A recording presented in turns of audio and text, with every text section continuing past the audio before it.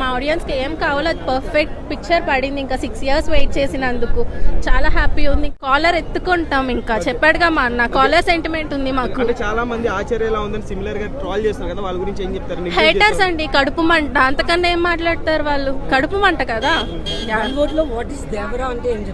Fear for haters, box office.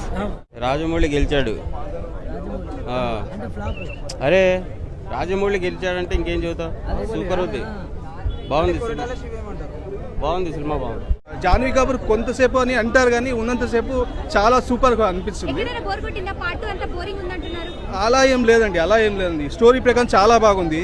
ఆయన కొడుకు rich president లో ఏదో కొంచెం కామెడీ సీన్స్ ఏదో కొంచెం అనిపించవచ్చు, దాన్ని ఏదో ల్యాగ్ అనుకుంటారు కానీ అది ల్యాగ్ కాదు, స్టోరీ. సినిమా చూసినాక చెప్పండి ఎట్లుందో, సినిమా చూడండి ఫస్ట్, ఎందుకు నచ్చలని చెప్పమని చెప్పండి. ఇప్పుడు ఒక రైటర్ కానీ, ఒక స్క్రీన్ ప్లే కానీ, డైరెక్షన్ కానీ ఇంత కష్టపడి సినిమా తీస్తారు, ఎందుకు సినిమా బాగుండాలని తీస్తారు కానీ సినిమా అటర్ ఫ్లాప్ చేయరు కదన్నా. మన సినిమా అర్థం చేసుకోవాలి. ఒక ఊరి కోసం తండ్రి కొడుకులు త్యాగం చేస్తారన్న, ఏం కావాలి ఇప్పుడు మనకు ఒక ఊరు బాగుపడాలంటే త్యాగం చేసిండు ఆయన, తప్పేముందల్లా. సెకండ్ పార్ట్లో చూపిస్తారు మళ్ళీ ఎన్టీఆర్, మళ్ళీ అక్కడ నుంచి ఏం జరుగుతుంది సెకండ్ పార్ట్లో మనకు తెలుస్తుంది. అది స్టోరీ తెలుసుకున్నాక తీసుకోండి, అంతా తెలియంది కానీ సినిమా బాగాలేదు, ఇట్లుంది అట్లుంది అంటూ.